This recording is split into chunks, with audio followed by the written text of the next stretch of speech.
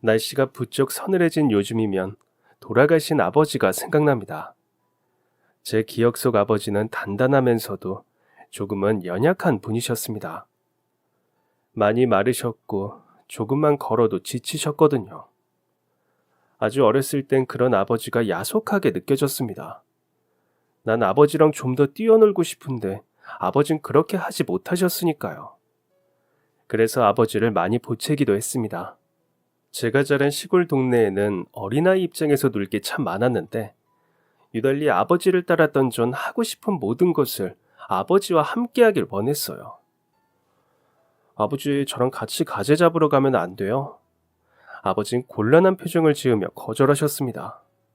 보통은 그런 표정을 지으면서도 함께 가주곤 하셨는데 그날은 확실히 거절하시더라고요. 그래서는 안 됐지만 전 떼를 쓰기 시작했습니다. 나 가재 못 만진단 말이에요. 하지만 이건 새빨간 거짓말이었죠. 다른 애들이 자기들은 가재 잡았다고 얼마나 으스대는데요. 걔네들한테 지지 않으려면 저도 가재 잡아야 돼요. 그러니까 같이 가요, 아버지. 네? 같이 가면 안 돼요? 아버지는 여전히 곤란한 표정을 지으셨죠. 전 거의 울다시피 하며 아버지에게 간절히 말했습니다. 가서 아버지가 가재 잡아주세요. 제발요. 아버진 결국 몸을 일으켜 나갈 채비를 하셨죠. 그런데 잠깐 나갔던 어머니가 돌아오셔서 그 모습을 보셨어요. 여보, 어디 가세요? 아버진 아무 말도 못하고 허허 웃고만 계셨죠.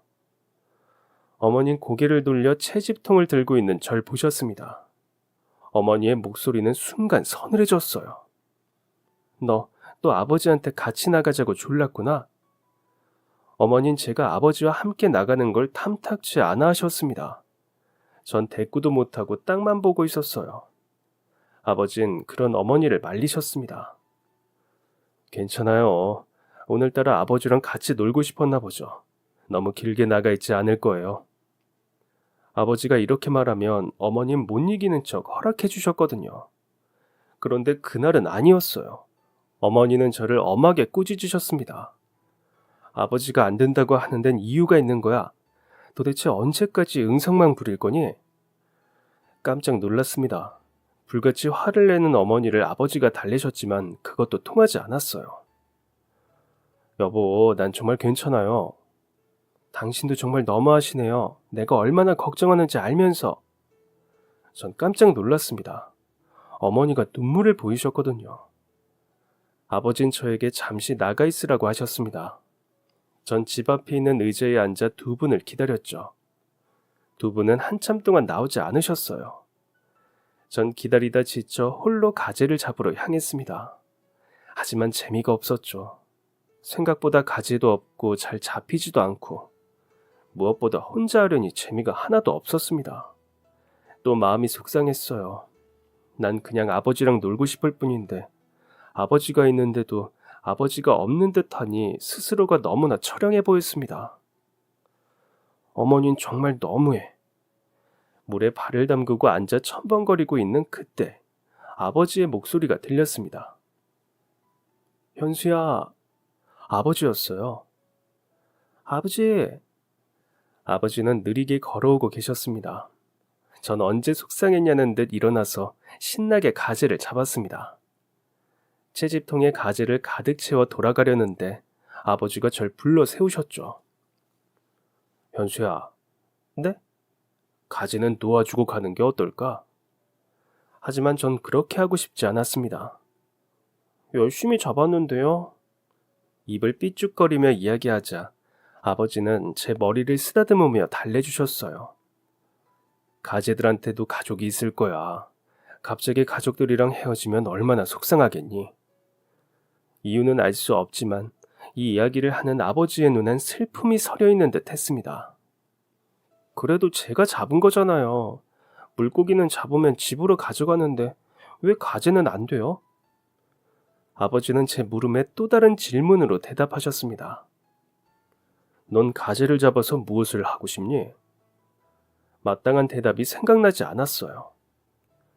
네가 가재를 가져간다면 이 가재는 얼마 가지 않아 죽게 되겠지. 아무 이유 없이 생명을 잡아서 책임감 없이 해치는 건 옳지 않아. 전 아버지의 말에 설득됐고 가재를 풀어주었습니다.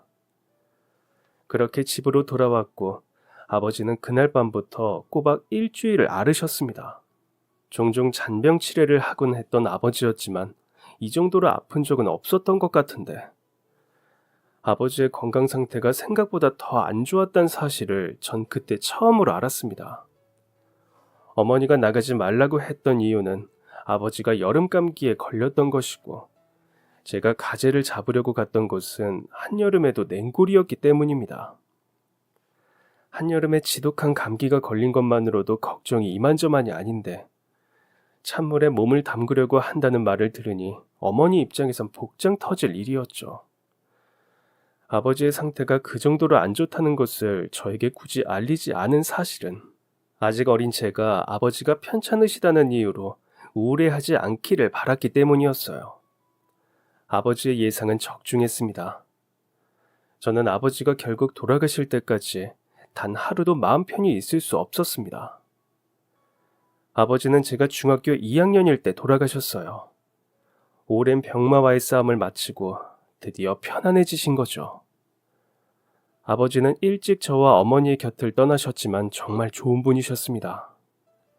어찌 보면 짧은 시간 동안 정말 최선을 다해서 남편으로서 아버지로서 곁에 남아있어 주셨죠. 매일 밤 기침에 잠 못 이룰 정도로 몸이 안 좋았음에도 그 사실을 몰랐다는 건 제가 평범한 아이로 자랄 수 있도록 아버지가 대단한 노력을 기울이셨다는 뜻이었습니다. 아버지를 보내드린 날 어머니의 표정은 편안해 보였어요. 어머니는 홀가분하세요? 어머니는 절 꼭 안아주시며 대답하셨습니다. 아니, 엄마 너무나도 슬퍼. 슬픈데 왜 표정은 편안하세요?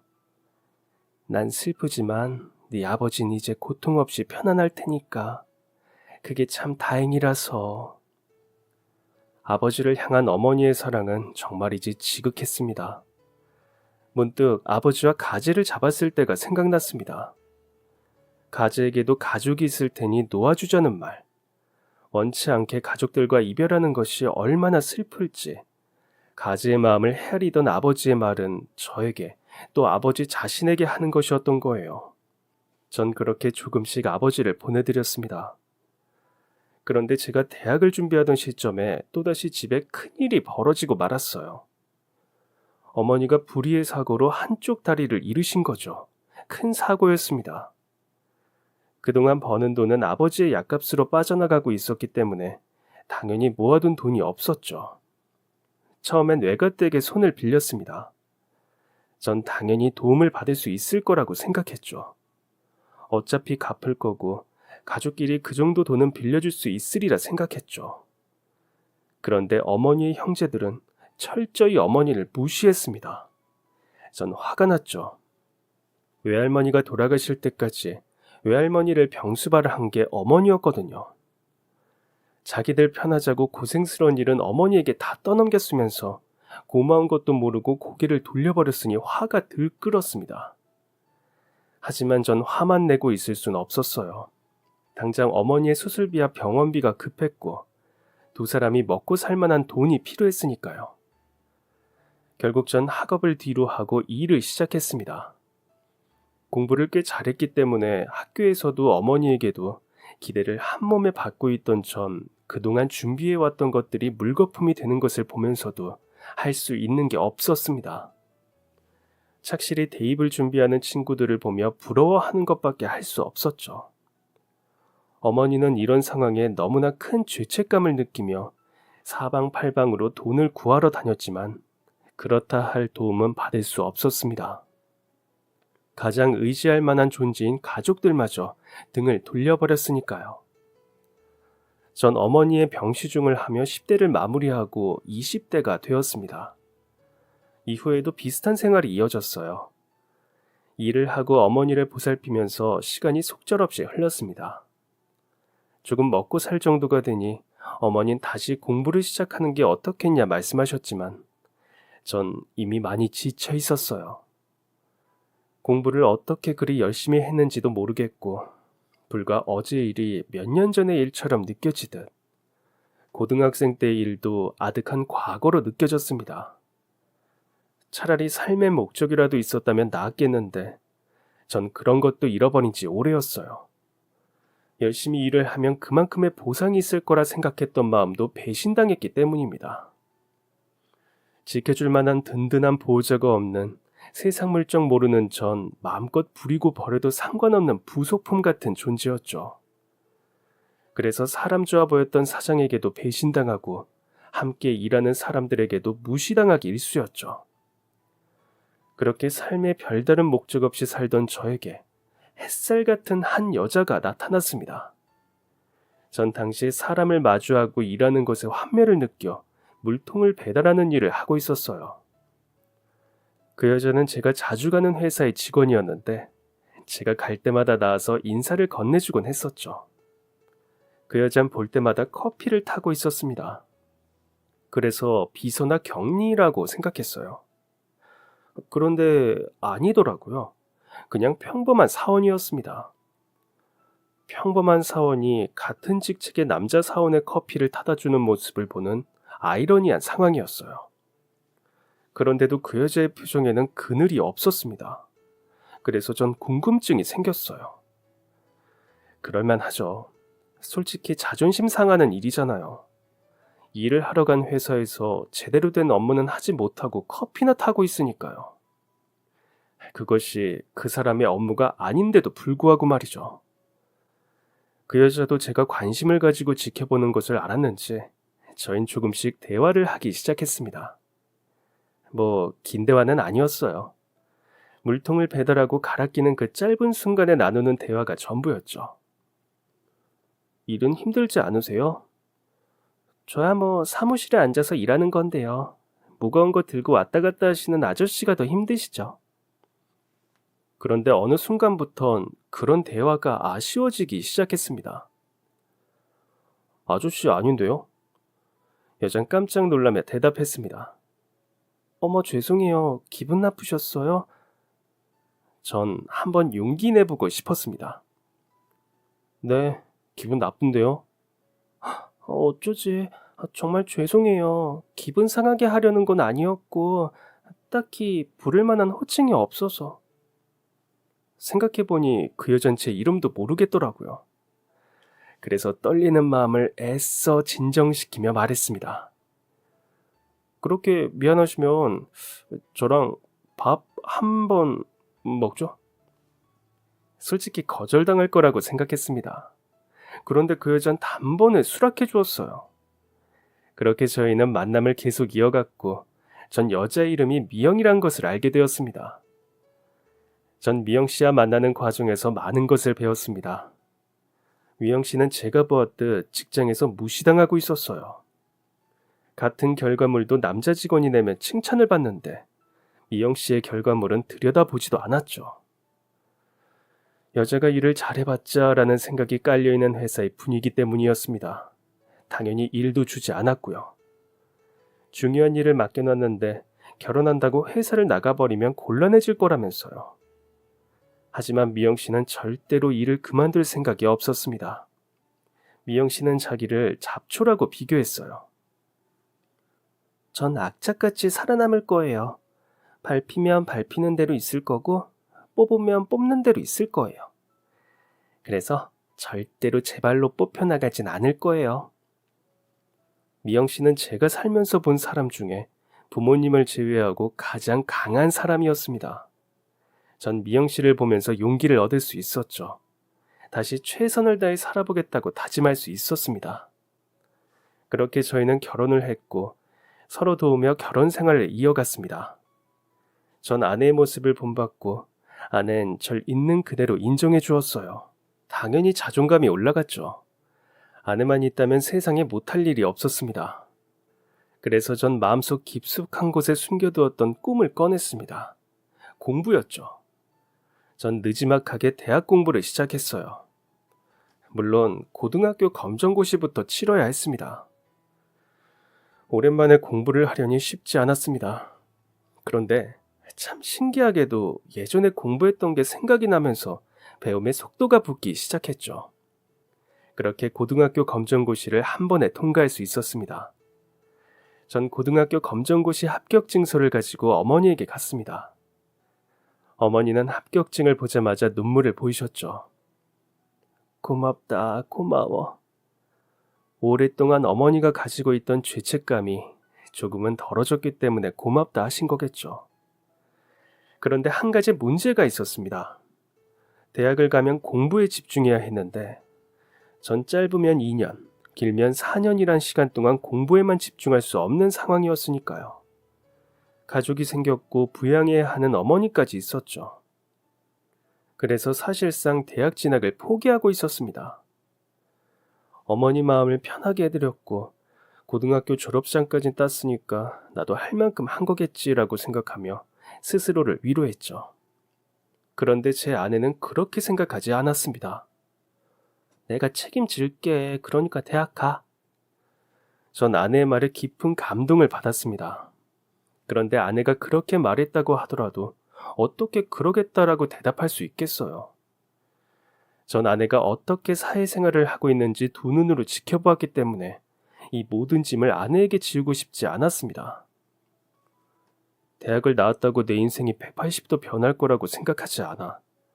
불확실한 결과에 집착하는 건 내 욕심일 뿐이지. 지금 나에겐 대학에 가서 공부를 하고 싶다는 욕심보다 당신을 책임지는 게 더 중요해. 서로가 서로를 설득하는 시간이 몇 날 며칠 지속되었습니다. 결국 아내는 제 마음을 인정해 주었어요. 다만 한 가지 조건을 걸었습니다. 대신 아예 공부를 손에서 놓는 건 안 돼. 난 당신이 가장이란 책임감에만 매여서 꿈을 놓아버리길 바라지 않는다고. 그렇게 전 야간 대학에 진학했습니다. 그리고 낮엔 회사를 다녔죠. 고등학교 졸업장이 있다고 뭐가 달라지겠어라고 생각한 건 저만의 생각이었습니다. 이력서를 냈더니 면접을 보러 오란 연락이 오더라고요. 물론 대단한 회사는 아니었고 제가 해야 하는 일도 대단한 일은 아니었습니다. 누구나 할 수 있는 일이었지만 이런 일도 고등학교 졸업장 정도는 있어야 하더군요. 물론 회사에서 고등학교밖에 나오지 않았다는 이유로 무시를 받기도 했습니다. 대학 가면 동아리도 하고 사람들도 만나면서 사회생활도 하는데 현수 씨는 그런 것도 못 배웠겠네. 남들 대학 다닐 때 제가 놀았던 것도 아닌데 절 방 안에만 틀어박혀 있던 사람처럼 취급하더라고요. 무언가를 물어보면 역시 고졸이라 그런가 이런 기본적인 것도 모르네 라는 말이 돌아왔죠. 분명 저와 함께 들어온 대졸 직원도 같은 걸 물어본 것 같은데 말입니다. 무언가가 속에서 부글부글 끓는 느낌이 들었지만 그럴 때마다 아내를 생각하며 참았습니다. 아내가 회사에서 어떤 취급을 받았는지 그런 취급을 받으면서도 끝까지 참아낸 아내의 모습을 떠올렸어요. 아내에게 한번 물어본 적이 있습니다. 당신이 일을 못하는 게 아니잖아. 그런데 일 못하는 취급받고 당신이 해온 일도 다른 사람의 공으로 돌아가면 화가 나지 않아? 아내는 대답했어요. 당연히 화나지. 그런데 화가 난다고 화를 내봤자 뭐가 달라져. 만약 내가 그 자리에서 화를 낸다면 난 예민하고 히스테리 부리는 그저 그런 여자가 되는 거야. 그리고 아마 여자라서 예민하게 군다라면서 욕할걸. 그래서 그냥 버티는 거야. 그리고 누구보다 열심히 하는 거지. 내 성과를 훔쳐가던 사람들은 노력하지 않아도 성과가 나니까 더 이상 애쓰지 않을 거야. 난 그래서 그때를 기다려. 그 사람들과 내 격차가 월등히 벌어지는 그 순간을. 정말 감명 깊은 말이었습니다. 억울한 말이지만 누군가 알아주지 않으면 그걸 알아줄 때까지 미친 듯이 일하는 거야. 남들보다 10배, 안 되면 20배, 그것도 아니면 100배. 언제쯤 내 노력이 빛을 발할지 모르지만 난 날 믿어. 아내라고 불안하지 않을 리가 없었습니다. 하지만 아내의 노력은 그 불안함마저 이겨내는 것이었습니다. 그래서 저도 아내를 따라 정말 열심히 일했어요. 그렇게 하니 조금씩 절 인정해 주더라고요. 절 겉도는 외부인 정도로만 생각했었는데 이젠 절 회사 일원으로 인정해 주는 것 같았습니다. 입사한 지 1년 만에 회식에 참여했습니다. 회식 분위기는 남초 회사답게 거칠었죠. 부어라 마셔라 난리도 아니더라고요. 그런 분위기에 익숙하지 않은 전 끝자리에 앉아서 적당히 분위기만 맞추고 있었습니다. 사실 술도 잘 못해서 전 그냥 음료수만 마시고 있었죠. 그런데 그때 부장님이 벌떡 일어나서 누군가에게 인사를 하더라고요. 중후하게 생긴 사람이 부장님에게 인사를 건넸습니다. 여기서 이렇게 만나네요. 회식 중이신 것 같은데 전 이만 가보겠습니다. 부장님은 그분을 급하게 따라 나갔습니다. 상무님, 제가 배웅해드리겠습니다. 같이 가시죠. 아마 거래처 상무님인 것 같았습니다. 자존심 센 부장이 그렇게까지 굽신거리는 걸 보면 아마 저희 회사의 가장 큰 거래처의 상무인 것 같았습니다. 상무님은 애둘러 거절했죠. 술이 많이 취하신 것 같은데 이만 들어가 보세요. 직원들이 기다립니다. 술까지 거하게 마신 부장의 목소린 평소보다 10배 정도 커져 있었습니다. 아닙니다. 제가 모실 수 있도록 허락해 주시죠. 상무님은 못 말린다는 듯 밖으로 나갔습니다. 두 사람의 뒷모습이 사라지고 얼마 뒤 부장님이 절 급하게 보여주셨습니다. 김현수야, 얼른 이리로 와봐. 전 급하게 뛰쳐나갔죠. 너 술 안 마셨지? 네, 안 마셨습니다. 그러면 여기 상무님 운전 좀 해드려. 상무님은 곤란한 표정을 짓고 있었죠. 아니, 괜찮습니다. 대리기사 부르면 되는걸요. 그리고 남의 회사 직원을 운전기사로 쓰는 건 제 입장이 난처해져요. 부장님은 내일이 없는 사람처럼 굴었습니다. 상무님이 이러시면 제가 회사에서 곤란해집니다. 그러니까 여기 저희 직원을 데려가셔서 부디 편히 귀가하십시오. 부장님은 제 등을 퍽퍽 치며 상무님 쪽으로 밀었습니다. 상무님과 전 서로를 번갈아 보며 눈치를 보았죠. 고래고래 큰 소리를 내는 부장님 때문에 주변의 시선이 저희 쪽으로 몰렸습니다. 결국 제가 나섰어요. 저희 부장님이 술에 많이 취하셔서 제가 대신 사과드리겠습니다. 저희가 함께 나가지 않으면 절대 물러서지 않을 분이신데 불편하시겠지만 저와 함께 나가시는 건 어떨까요? 전 함께 가겠다고 하고 따로 갈 길을 갈 생각이었습니다. 그런데 부장님은 기어이 제가 상무님의 차의 핸들을 잡는 걸 보고야 말겠다고 했어요. 아마 상무님은 거절에 능숙하지 않은 분이신 것 같았죠. 상무님, 일단 출발하겠습니다. 상무님은 짧게 한숨을 쉬셨어요. 이름이 어떻게 됩니까? 네, 김현수라고 합니다. 정말 미안합니다. 내가 우리 직원들한테도 이런 부탁 안 하는데 아무데나 내려주면 내가 알아서 갈게요. 전 곤란했습니다. 상무님, 이미 길을 나와버려서 내릴 곳이 없습니다. 이런 곳에선 대리도 안 잡힐 텐데요. 저희는 둘 다 어찌할 방법을 찾지 못했죠. 상무님이 저에게 굉장히 미안해하시길래 제가 먼저 말을 건넸습니다. 전 정말 괜찮으니 댁까지 모셔다 드리겠습니다. 사실 제가 술을 못해서 회식 자리가 굉장히 불편한 참이었거든요. 보셨겠지만 저희 회사 회식 분위기가 거칠기도 하고 전 상무님을 모셔다 드리게 되었고 상무님은 많이 미안한지 운전하는 내내 저에게 이것저것 말을 거셨습니다. 상무님 댁까지 가는 동안 저희는 많은 이야기를 했어요. 아버지가 일찍 돌아가신 이야기, 어머니가 다리를 잃고 난 뒤 학업을 접어야 했던 이야기, 지금의 아내를 만나 고등학교 검정고시를 마치고 야간대학을 다니며 일을 한다는 이야기. 다 이야기를 하고 나니 순간 아차 싶더라고요. 죄송합니다. 처음 뵌 분한테 너무 제 이야기만 했네요. 상무님께선 아닙니다. 좋은 이야기 들었습니다. 라고 대답해 주셨죠. 상무님의 집 앞. 서로 헤어지기 전 상무님은 제게 수표 한 장을 주셨습니다. 명함 한 장과 함께요. 상무님의 회사는 제 예상보다 더 큰 회사였습니다. 곤란한 상황이었을 텐데 이해해줘서 고맙습니다. 이건 돌아가는 차비로 써주세요. 그리고 현수 씨 명함 좀 받을 수 있을까요? 부끄럽게도 제가 명함이 없습니다. 전 회사에서 명함도 봐주지 않았거든요. 그러면 전화번호를 좀 적어주시겠어요? 전 상무님이 건네준 종이에 집 전화번호를 눌렀었습니다. 그렇게 집으로 돌아왔고 왜 제 번호를 궁금해했는지 모르겠지만 이유가 있으려니 하고 집으로 돌아와 상무님과의 일을 잊고 있었습니다. 그렇게 일상을 돌아와 일과 공부를 병행하고 있던 중 모르는 번호로 전화가 왔습니다. 바로 상무님이었어요. 상무님은 대뜸 저에게 본인 회사 면접을 볼 생각이 없냐고 물으셨죠. 전 정중하게 거절할 수밖에 없었습니다. 전에 말씀드렸다시피 제가 일을 하면서 공부하고 있습니다. 경험이 없는 제가 상무님이 계신 큰 회사에서 일을 하게 되면 일에 적응하는 데 바빠가지고 학업에 지장이 생기거나 반대로 학업을 하느라 일에 지장이 생길 것 같습니다. 죄송합니다. 하지만 상무님은 절 설득하셨어요. 제가 꼭 해줬으면 하는 일이 있다고요. 저는 대체 뭐 때문에 상무님처럼 잘 나가는 분이 작은 회사에 절 찾으시는지 이유가 궁금했고 그렇게 상무님의 회사로 면접을 보러 갔습니다.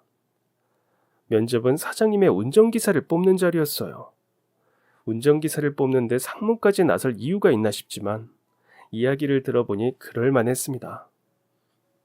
직전 운전기사는 사장님이 일정을 수행하는 동안 사장님의 차로 여자를 만나고 다녔고 그전 운전기사는 사장님을 따라다니면서 회사의 중요한 정보를 빼돌렸다고 하더라고요.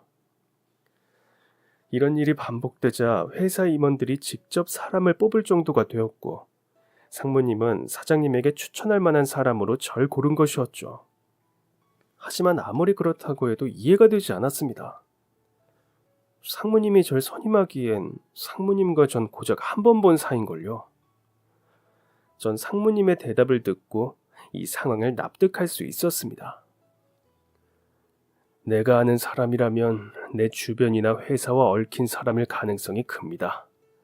아예 일면식도 없는 사람일수록 안전하죠. 그리고 무엇보다 난 내 안목을 믿어요. 전 그날 면접에서 사장님까지 뵙게 되었고 운전기사로 채용되었습니다. 갑자기 큰 회사 사장님을 모시고 다니게 되었으니 부담감이 대단했지만 조건이 상당히 좋았습니다. 사장님이 쉬는 날이면 출근하지 않아도 됐고 사장님이 일정을 수행하시는 동안엔 자리만 벗어나지 않으면 제 마음대로 시간을 쓸 수 있었거든요. 전 그 시간마다 공부를 했습니다. 사장님은 일개 운전기사에게도 관심을 갖는 분이셨어요. 제가 공부를 하고 있는 것을 알면 일에 집중하지 않는다고 화를 내실 줄 알았는데 아이고 공부하고 있는 거야? 차에서 공부하지 말고 편안한 데 가서 공부하게. 너무 멀리만 가지 않는다면 괜찮아. 라면서 오히려 절 위로해 주셨고 사장님을 모시고 다니면서 이런저런 대화도 많이 했습니다. 전 사장님에게 제 개인사까지 이야기할 정도로 마음을 열었죠. 사장님을 모시고 다니면서 알게 된 건 사장님이 참 따뜻한 분이라는 것이었습니다.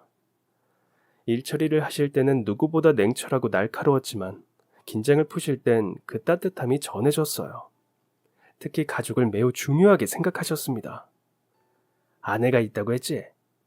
네. 일하면서 공부도 하다 보면 아내랑 시간을 보내기 어려울 텐데 아내가 많이 서운해하겠어. 저도 그게 참 미안합니다.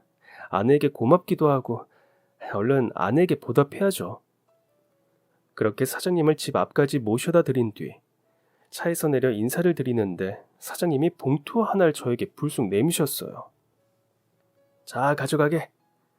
전 어리둥절해하며 봉투를 받아들였습니다. 보너스인가 싶었죠. 돈으로 주면 다른 데 쓸 것 같아서 말이야. 호텔 숙박권이네. 학교 시험 기간도 끝났다면서 이번 주말이라도 여유롭게 아내랑 좋은 시간 보내게. 전 이 회사에 있는 동안 사장님에게 충성을 다하기로 다짐했습니다. 사장님은 이외에도 자잘하게 저와 아내에게 신경 써주셨어요. 나중에 알게 된 사실은 제가 처한 상황이 사장님의 젊은 시절과 비슷했더라고요. 그래서 저에게 더 마음을 쓰셨던 것이었습니다. 그러던 어느 날 사장님에게 큰 위기가 닥쳤습니다. 사장님의 자택 앞에서 기다리고 있는데 평소엔 시간을 칼같이 지키는 사장님이 아무리 기다려도 나오지 않으셨어요. 전 점점 초조해졌습니다. 5분, 10분, 15분 시간이 그렇게 흘렀고 전 더 이상 기다리지 못하고 담장을 넘었습니다. 경비벨이 울렸지만 전 개의치 않고 집으로 달려들어갔어요. 다행히 문은 열려 있었고 전 현관문 바로 앞에서 쓰러져 있는 사장님을 발견했습니다. 사장님은 이미 의식을 잃은 상태였어요. 주변을 둘러보니 아무도 없었습니다.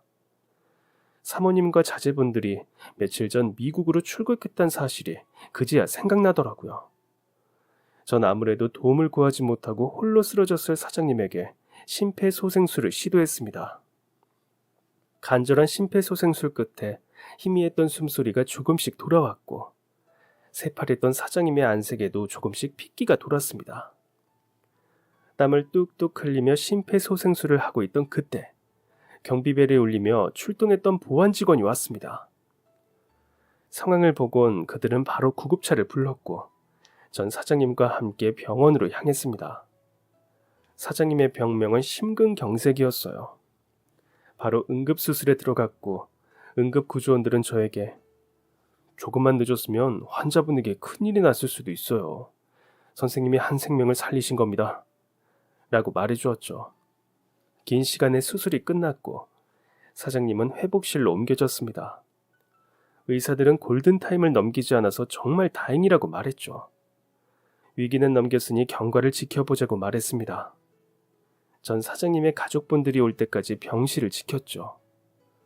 병원으로 도착한 사모님과 자녀분들은 제 이야기를 전해 들었는지 계속해서 고맙다며 고개를 숙이셨어요. 정말 고맙습니다. 제가 없는 사이에 남편이 잘못됐다면 전 죄책감 때문에 살지 못했을 거예요.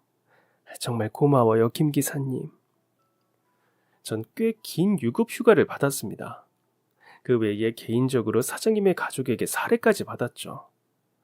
제가 거절했더니 집으로 온갖 선물을 보냈습니다. 사장님은 아주 다행히 건강을 회복하셨고 회복 기간을 가진 뒤 업무로 바로 복귀하셨습니다. 너무 일찍 복귀하시는 거 아닌가요? 조금 더 쉬셔야 하지 않을까요? 내가 없는 동안 회사 일이 어떻게 돌아가는지도 봐야 하고 사장이 갑자기 자리를 비우면 직원들이 갈피를 못 잡는다네. 사장님의 목숨을 구한 이후 사장님은 절 친아들 대하듯 하셨습니다. 제 아내까지 초대해서 식사 자리까지 만들어 주셨죠. 정말 황송할 정도로 귀한 대접을 받았습니다.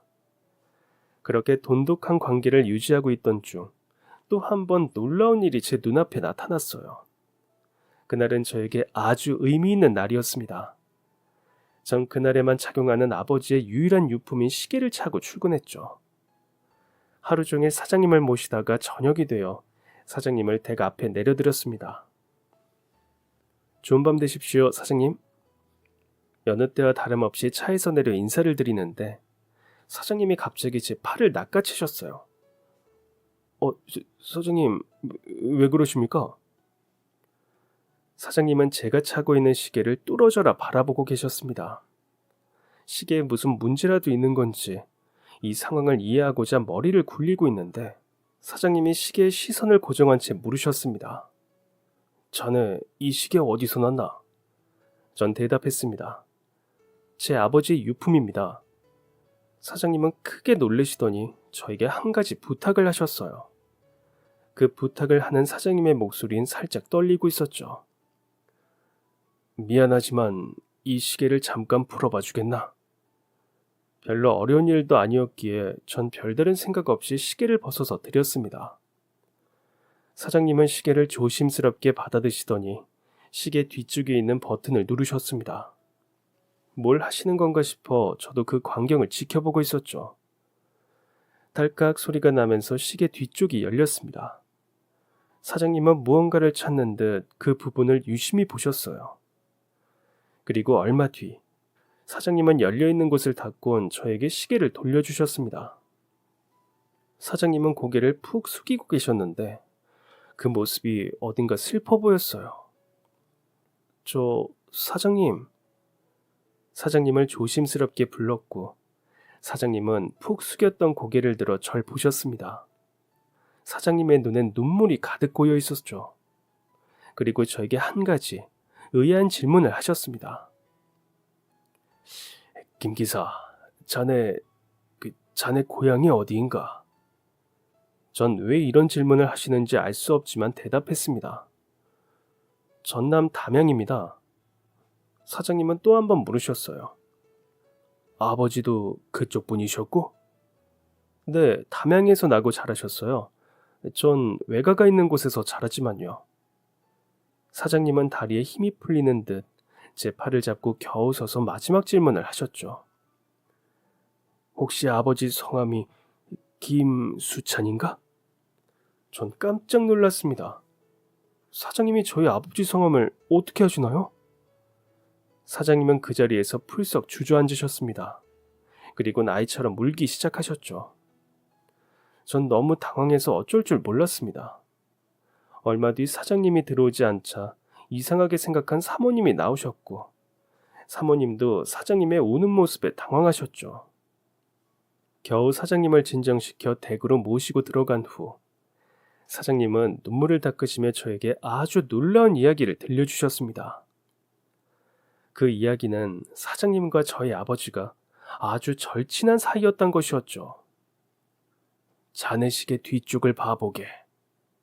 전 사장님이 하셨던 대로 시계 뒤쪽을 열어보았고 그 안쪽엔 우정이 한자로 적혀 있었습니다. 사장님은 어딘가로 들어가 시계 케이스 하나를 들고 오셨어요. 사장님은 그 시계를 저에게 내미셨고 전 사장님의 시계에서 아버지의 시계에 적혀 있는 우정이라는 글자를 찾았습니다. 사장님은 어리둥절해하는 저에게 아주 먼 과거 이야기를 들려주기 시작하셨습니다. 예상했겠지만 자네 아버지와 난 절친한 사이였네. 난 담양에서 태어나진 않았지만 아주 어렸을 때부터 그곳에서 자랐어. 사장님은 아버지의 손에 이끌려 담양에서 자랐고 사장님의 아버지는 마을에서 알아주는 망난이었다고 합니다. 아버지 때문에 참 힘들었어. 그래서 중학생 때 해선 안 되는 생각까지 했지. 그 생각이 실천으로 옮겨졌을 때 날 벼랑 끝에서 구해준 게 바로 자네 아버지였다네. 내가 원해서 만든 극단적인 상황에서 내가 생각했던 게 뭔지 아나? 전 고개를 저었습니다. 웃기게도 살고 싶다였다네. 누구라도 날 구해주길 바랬는데 그게 바로 자네 아버지였어. 난 그날 새로운 인생을 살기로 마음먹었고 자네 아버지와 끈끈한 우정을 쌓아갔지. 내 아버진 망난이었지만 물려받은 돈은 많았어. 그래서 난 그 돈으로 유학길에 올랐지. 사장님은 시계를 한참 동안 쓰다듬으셨습니다. 유학을 가기 전에 자네 아버지와 맞춘 게 바로 이 시계야. 시계에 각인을 새긴 게 이렇게 쓰이는구먼. 전 문득 궁금해졌습니다. 그렇게까지 애틋했던 친구 사이면서 왜 지금까지 찾지 않았던 걸까요? 유학을 할 돈은 충분했어. 그런데 대체 한국에서 무슨 일이 있었던 건지 아버지의 형제들이 물려받은 돈을 전부 쓸어갔더군. 마치 어머니의 가족 이야기를 듣는 것 같았습니다. 그렇게 난 졸지에 땡전 한 푼 없이 미국에 버려졌어. 당장 한국으로 돌아올 비행기 표도 구하지 못했고 그대로 거리에 나앉아 한 달이란 시간을 보냈지. 한인교회 사람들이 날 발견하지 못했더라면 난 아마 그곳에서 눈을 감았을 거야. 사장님에게 미국 유학길은 생존 그 자체였습니다. 공부를 하고 더 넓은 세계를 경험하고자 갔던 곳에서 삶의 마지막 순간을 보낼 뻔했던 것이었죠. 생존이 우선이 되다 보니 한국에서의 일들은 점점 뒤로 밀려났고 사장님이 미국에서 어느 정도 기반을 다졌을 땐 이미 긴 시간이 흘러 있었습니다. 사장님은 미국에서의 모든 것을 청산하고 한국으로 돌아왔습니다. 그리고 곧바로 아버지를 찾았죠. 하지만 찾을 수가 없었네. 어머니의 친정에서 자랐다고 했지. 친구가 누구와 결혼했는지만 알았어도 내가 금방 찾았을 텐데. 사장님은 손수건에 얼굴을 묻고 또다시 눈물을 펑펑 쏟으셨습니다. 그리 갈 줄 알았더라면 내가 만사 제쳐두고 달려왔을 거야. 아휴, 그렇게 따뜻하고 착했던 녀석이 아팠다니. 아프다가 그렇게 가버렸다니. 아휴. 사장님은 진작 아버지를 찾지 않은 것에 큰 죄책감을 가지고 있으셨습니다. 전 그런 사장님의 아주 오랫동안 아버지와의 따뜻했던 추억을 들려드렸죠. 아버지는 어린 시절 이야기를 들려주는 걸 좋아하셨어요. 저와 놀이를 해주실 때면 아버지도 친구와 이 놀이를 할 때 즐거웠다고 하셨죠. 아마 그 친구는 사장님을 얘기했던 것 같아요. 만약 아버지가 찾아오지 않는 친구를 원망하셨더라면 저한테 그런 이야기는 하지 않으셨을 거예요. 아버진 자세한 사정은 몰라도 친구가 이유 없이 연락 한 통 안 할 리가 없다는 사실을 아셨을 거예요. 밤이 새도록 사장님과 대화를 했고 그날 이후 제 인생에 꽃길이 깔렸습니다. 이틀 뒤 출근을 하니 사장님이 절 사장실로 부르시더라고요. 운전기사인 제가 여기까지 들어올 일은 그동안 없었는데 무슨 일로 절 부르신 건가 궁금했습니다. 그런데 사장님의 입에서 나온 말은 너무나 놀라웠어요. 내일 다른 운전기사가 면접을 보러 오기로 했네. 전 졸지에 실업자가 된 것이죠. 아직 공부가 많이 남았는데 당장 아내와 어머니를 책임져야 하는데. 내가 친구의 아들이라 갑자기 부담스러워지셨나 하는 생각도 들었습니다. 그런데 사장님은 그런 마음이 전혀 아니었어요. 사장님은 다른 운전기사를 뽑는다는 말 뒤에 이런 말을 덧붙이셨습니다. 이제 일은 그만하고 공부에 집중하게. 전 제 귀를 의심할 수밖에 없었습니다. 네? 공부에 집중하라뇨? 말 그대로라네. 자넨 내 생명의 은인이야. 생명의 은인에게 이 정도 대우는 당연하지. 전 차마 이 제안을 받아들일 수 없었습니다. 저희 아버지 때문에 그러시는 거라면 이러실 필요 없습니다. 정말이에요. 하지만 사장님은 회사 임원들에게 말하는 것처럼 단호하게 말씀하셨습니다. 자네는 자네와 자네 아버지가 한 일을 너무 가볍게 여기는구먼. 수찬이가 그때 내 목숨을 구해주지 않았더라면 지금 이 회사는 만들어지지 않았을 거야. 그리고 난 내 사랑하는 아내와 아이를 만나지도 못했겠지. 자네가 날 구해주지 않았더라면 수많은 사람들을 먹여 살리고 있는 이 회사의 사람들이 혼란을 겪었을 거고 잘못했다간 회사에 큰 위기가 생겼을 수도 있어. 이건 비단 우리 회사만의 일이 아니야. 우리와 거래하고 있는 거래처들한테도 위기가 되겠지. 부끄럽지만 아직 우리 회사는 사장이 자리를 비울 수 있을 만큼 안정적이진 않아. 그러니 자넨 정말 큰일을 한 걸세. 사장님은 제가 단순히 목숨을 구해준 친구의 아들이기 때문에 이런 호의를 베푸시는 게 아니었습니다. 난 사업가야. 난 자네에게서 가능성을 봤어. 수찬이도 공부를 참 잘했었지. 몸이 약하지 않았었더라면 큰일을 했을 녀석이야. 그리고 난 자네도 그렇게 될 수 있을 거라고 생각하네. 그리고 지금까지 공부를 놓지 않고 끈질기게 버티고 있는 걸 보면 자넨 뭘 해도 할 사람이야. 그래서 난 자네에게 투자를 하는 걸세. 그러니 가서 마음껏 공부하고 그 능력으로 날 위해 일해주게. 전 사장님의 전폭적인 지지를 받으며 유학길에 올랐습니다. 아내와 함께 가고 싶었지만 아내 또한 자신의 길을 묵묵히 걸어가는 사람이었고 한쪽 다리가 없는 어머니를 곁에서 돌봐야 한다며 한국에 남아있게 되었습니다. 전 이런 아내를 위해서라도 또 절 기다려주는 사장님을 위해서라도 열심히 해야겠단 마음으로 미국에 있는 대학을 조기 졸업했습니다. 한국인 최초였죠. 그렇게 전 공부를 마치고 한국으로 돌아왔고 다소 늦은 나이에 아이를 가졌습니다. 원하는 공부도 마쳤고 사랑하는 아내와 예쁜 자식까지 얻었으니 전 은혜를 갚아야 했어요. 그래서 오직 사장님을 위해 일했습니다. 사장님은 절 투자한 것이라고 하셨지만 전 그 속에 깊은 애정이 있다는 것을 알고 있었죠. 그래서 사장님을 상사를 넘어 아버지처럼 모시고 있었습니다. 그런 사장님도 절 아들처럼 소중히 대해주셨죠. 그런데 사장님은 또 다른 제안을 하셨습니다.